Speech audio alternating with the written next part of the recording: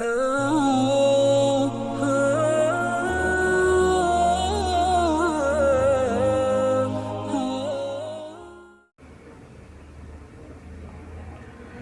للہ رب العالمین والصلاة والسلام علی سید المرسلین اما بعد اعوذ باللہ من الشیطان الرجیم بسم اللہ الرحمن الرحیم الصلاة والسلام علیکہ یا رسول اللہ وعلی آلہ واصحابہ یا حبیب اللہ الصلاة والسلام علیکہ یا نبی اللہ وعلی آلہ واصحابہ یا نور اللہ صلی اللہ تعالی علیہ وسلم۔ شان اولیاء مفسر قرآن حضرت سیدنا اسماعیل حق کی اپنی مشہور تفسیر روح البیان میں ایک ایمان افروز واقعہ لکھتے ہیں۔ اسے نہایت توجہ سے سنیے اور ایمان تازہ کیجیے۔ چنانچہ لکھتے ہیں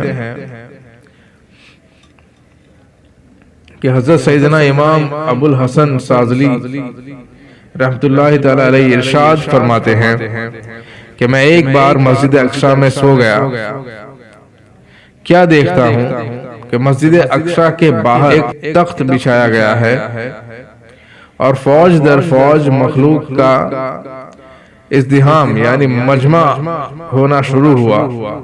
میں نے دریافت کیا کہ یہ کیسا اجتماع ہے۔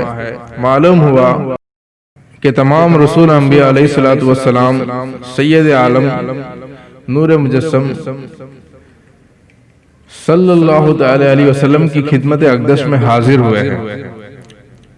میں نے جو تخت دیکھا تو اس پر ہمارے نبی محمد مدنی رسول ہاشمی صلی اللہ تعالی علیہ وسلم تنہا جلوہ افروز ہے، اور دیگر تمام انبیاء علیہ السلام جیسے حضرت ابراہیم علیہ السلام، حضرت عیسیٰ علیہ السلام، حضرت نوح علیہ السلام، حضرت موسیٰ علیہ السلام اور ان کے علاوہ دوسرے انبیاء کرام علیہ السلام سب زمین پر تشریف فرما ہے۔ میں وہاں ٹھہر گیا اور ان مقدس حضرات کی گفتگو سننے لگا۔ حضرت موسیٰ علیہ السلام نے عرض کیا کہ حضور، آپ نے فرمایا کہ میری امت کے علماء انبیاء بنی اسرائیل کے مانند ہے، یعنی دین کی تبلیغ و اشاعت کرنے کے اعتبار سے، لہذا دین کی جتنی خدمت علماء اسلام نے کی اتنی خدمت کسی اور دین کے عالموں نے اپنے دین کے لیے نہ کی۔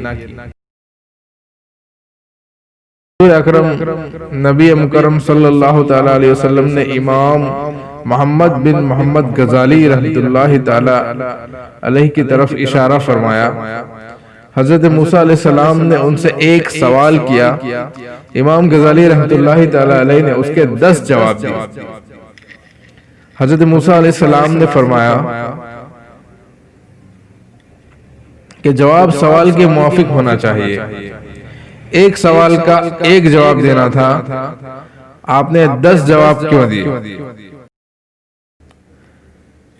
حضرت سیدنا امام غزالی رحمۃ اللہ تعالی علیہ نے عرض کیا، یا نبی اللہ، اللہ عز و جل نے آپ سے بھی ایک ہی سوال کیا تھا، جیسا کہ قرآن مجید میں ہے، وَمَا تِلْكَ بِيَمِينِكَ يَا مُوسَى۔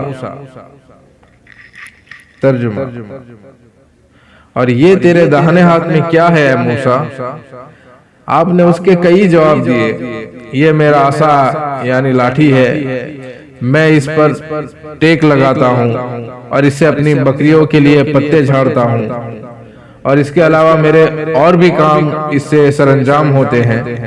حالانکہ اللہ عز و جل کے اس سوال کا ایک جواب تھا کہ یہ میری لکڑی ہے، مگر بات یہ ہے کہ جب آپ علیہ السلام کو اللہ عز و جل سے ہم کلام ہونے کا شرف حاصل ہوا تو محبت و شوق کے غلبے کی وجہ سے آپ علیہ السلام نے اپنے کلام کو طویل کر دیا تاکہ زیادہ سے زیادہ ہم کلامی کا شرف حاصل ہو سکے، اور اس وقت خوش قسمتی سے مجھے آپ علیہ السلام سے گفتگو کا شرف حاصل ہوا، تو میں نے بھی شوق محبت ہی کی وجہ سے اپنی گفتگو کو طویل کر دیا۔ حضرت امام ابو الحسن شاذلی رحمۃ اللہ تعالی علیہ فرماتے ہیں کہ یہ منظر دیکھ کر کہ حضور انور شاہ بہروبر صلی اللہ تعالی علیہ وسلم تنہا تخت پر جلوہ افروز ہیں اور تمام اولیاء اور رسول علیہ السلام بالخصوص حضرت ابراہیم خلیل اللہ، جناب عیسیٰ روح اللہ علی نبینا و علیہ السلام جیسے ذلیل القدر انبیاء علیہ السلام حضور اکرم نور مجسم صلی اللہ تعالی علیہ وسلم کے سامنے زمین پر جلوہ افروز ہے۔ کتنی بڑی عظمت اور جلالت محمدی کا مظاہرہ ہے۔ میں اسی سوچ میں تھا اور اپنے دل میں بحالت خواب حضور اقدس صلی اللہ علیہ وسلم کی قدر منزلت پر تعجب کر رہا تھا کہ اچانک کسی نے مجھے پاؤں سے ٹھوکر ماری، جس سے میں نیند سے بیدار ہو گیا۔ میں نے اسے دیکھا تو وہ مسجد اقصی کا منتظم تھا اور اس وقت مسجد اقصی کی قندیلیں روشن کر رہا تھا۔ اس نے مجھ سے کہا، کیا تعجب کرتا ہے؟ یہ سب حضور صلی اللہ علیہ وسلم ہی کے نور سے تو پیدا ہوئے ہیں۔ یہ سن کر مجھ پر بے ہوشی طاری ہو گئی۔ نماز کے لیے بجماعت کھڑے ہوئے تو اس وقت مجھے افاقہ ہوا۔